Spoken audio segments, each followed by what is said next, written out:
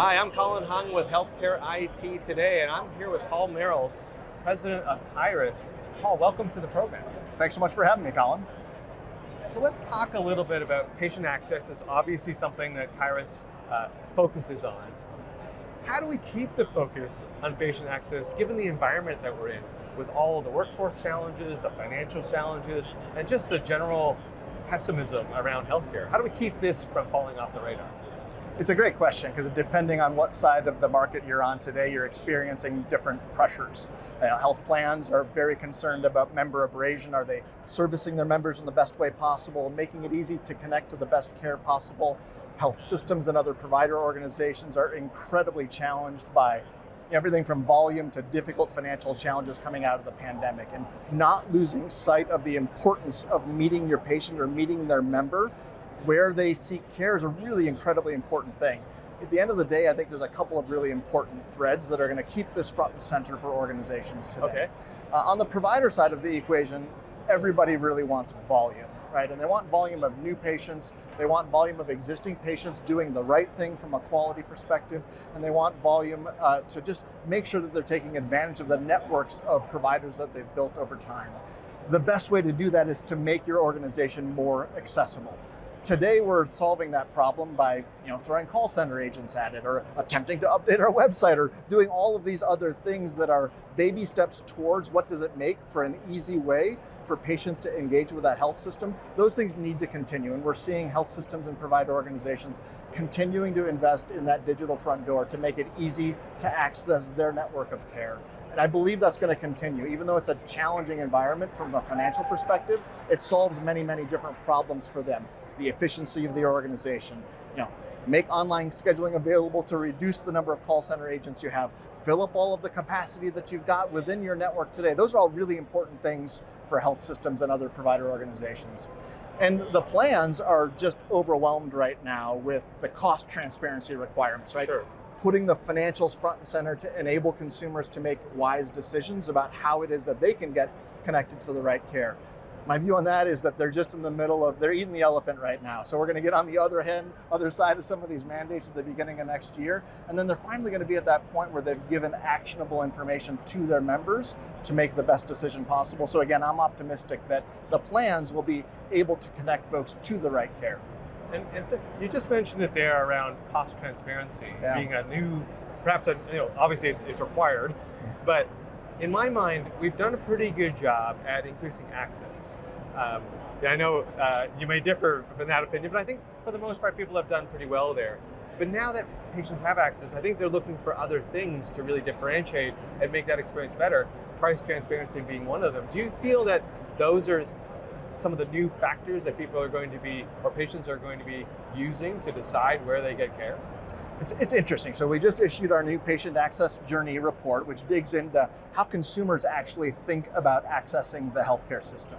And while we have made great progress, I do agree with you in terms of the basics of what's the address of the doctor, what's the phone number, where do they practice, what days are they available, are they in network, are they accepting appointments, what language do they speak? All of these things are still on a journey in my view, where most provider organizations and most plans haven't nailed it, right? There's still significant problems with data accuracy. Just as way of an example, we work with one integrated delivery system that has both a health plan and a delivery system. 80% of the provider network was out of sync between the two sides of simply their organization. So while we've made great progress, there's still ample opportunity to make it easier for consumers to make the right decision.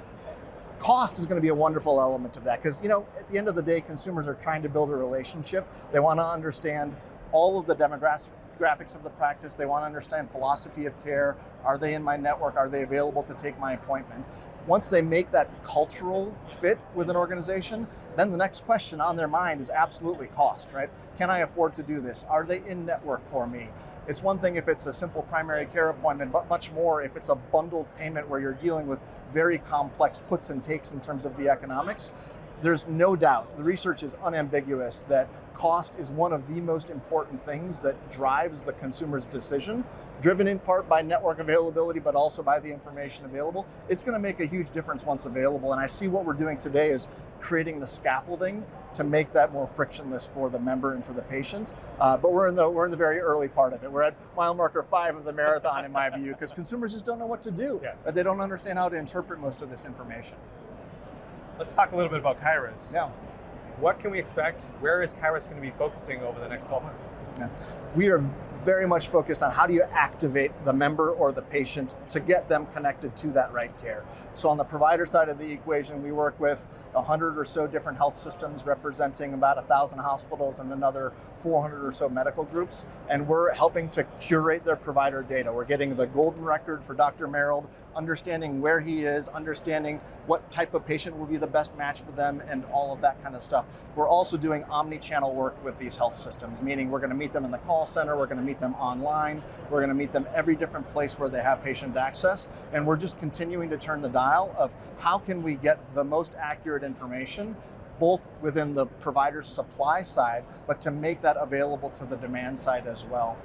And then on the health plan side of the equation, it is a version of that story as well. We're very much focused on the cost mandates right now and bringing that information available to members to make their experience more informed as they make those decisions. But equally, we're grabbing all of that information we have from the supply side with provider organizations and making it available to the plan.